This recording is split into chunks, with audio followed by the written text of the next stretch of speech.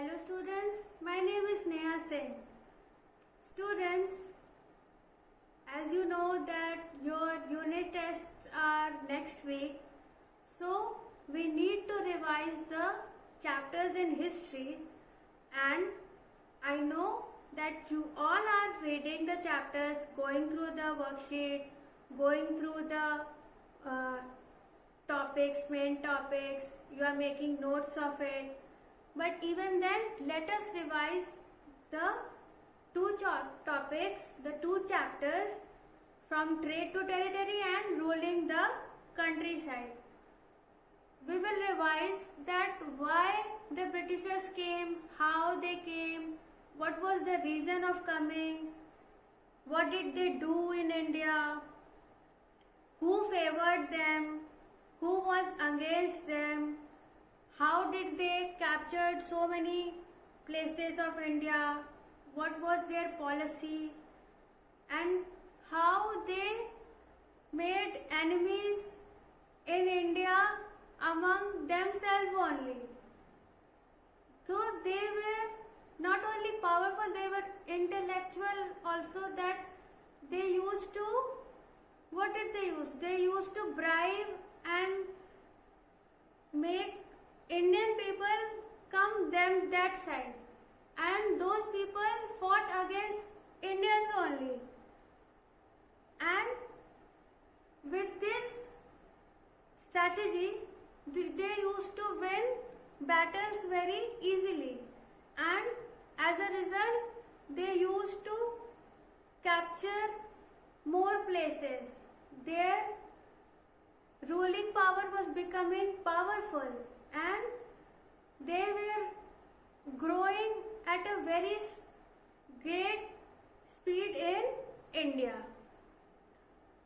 The first thing is East India Company. Why did they came to India is that they was coming for the trading in India. And what was the reason? Because they found the raw materials in abundance in India and at a very cheap rate. So they came to India and they collected the raw materials and very at a cheaper rate, and they used to sell that at a higher rate, the final product, and they were getting huge revenue of it. So India was a country, a spot for them from where they were getting revenue, very much profit. And to enter India, they had only sea route to enter. They had 3 sea ports: Madras, Calcutta and Bombay. Now the name has changed. What do we call it? We call it like Chennai, Kolkata and Mumbai. As I was telling that the Britishers were getting trade concessions, that's why they were trading in India very much.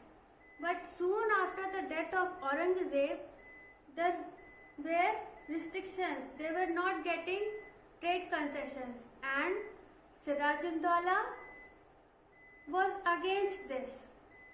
So the Britishers were facing problem.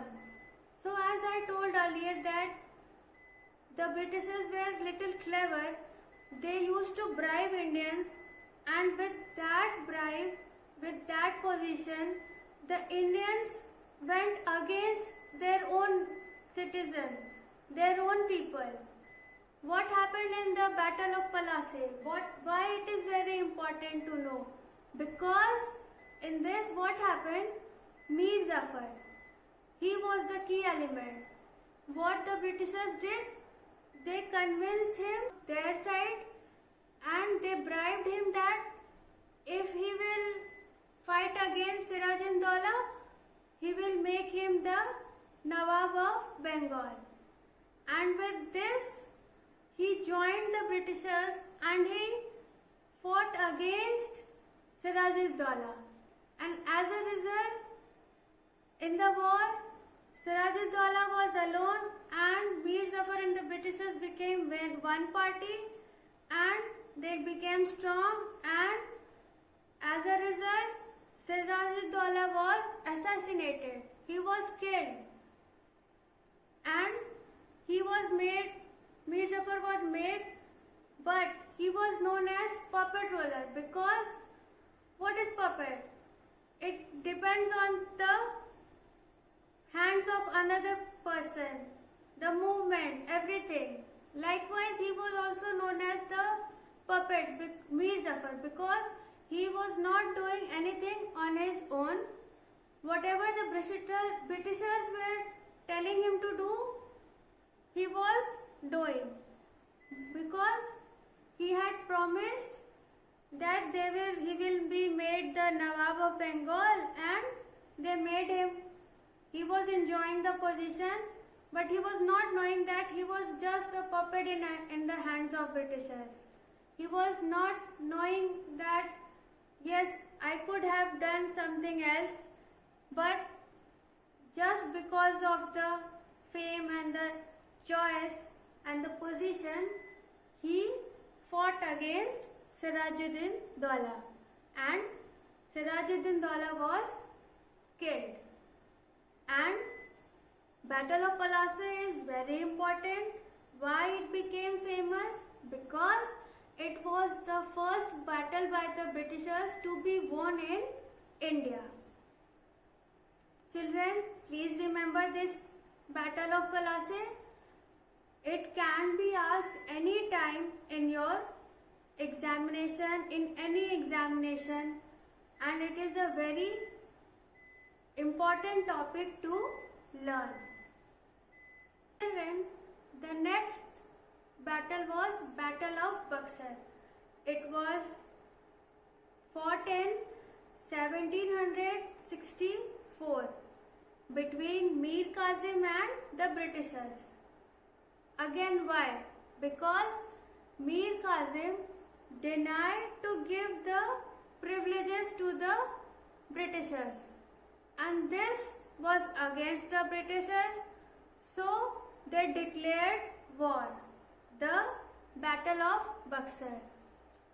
And what was the result of this?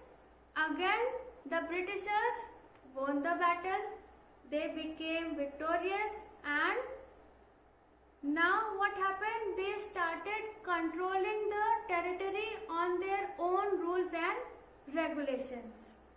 This was the result of Battle of Buxar. Children, in the chapter you will see the person Tipu Sultan. He was a very powerful man. He was not only a soldier, he was a poet and a scholar, and he was known as the Tiger of Mysore. He was the eldest son of Sultan Hyder Ali, and he was so powerful that he was titled as Tiger of Mysore. Because he had done a lot of things for the people, like he took initiative to facilitate, to make progress in the Mysore silk industry.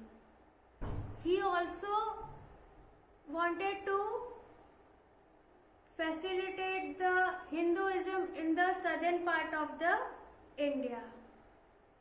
And because of the Humility Treaty, he was forced to give the territories, the places which he has conquered earlier, like Malabar and Mysore.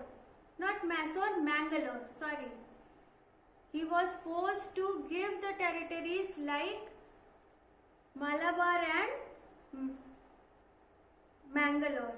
Students, the Britishers were able to convince the Nizam of Hyderabad to be on their side, they became one and they fought against Tipu Sultan, and as a result, in the war, Tipu Sultan was killed.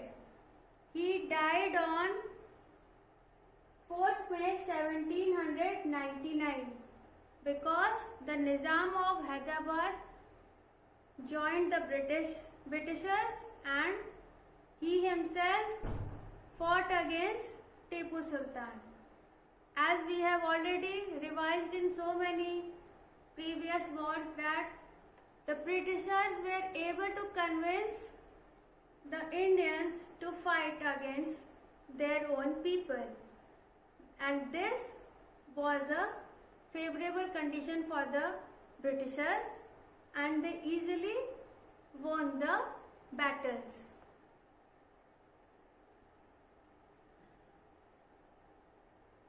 Children, when you will come to the end of the chapter, you will see the heading Doctrine of Leipzig. What is this? What is this policy? Who made it? This was created by the Lord Dalhousie. And what did the policy told?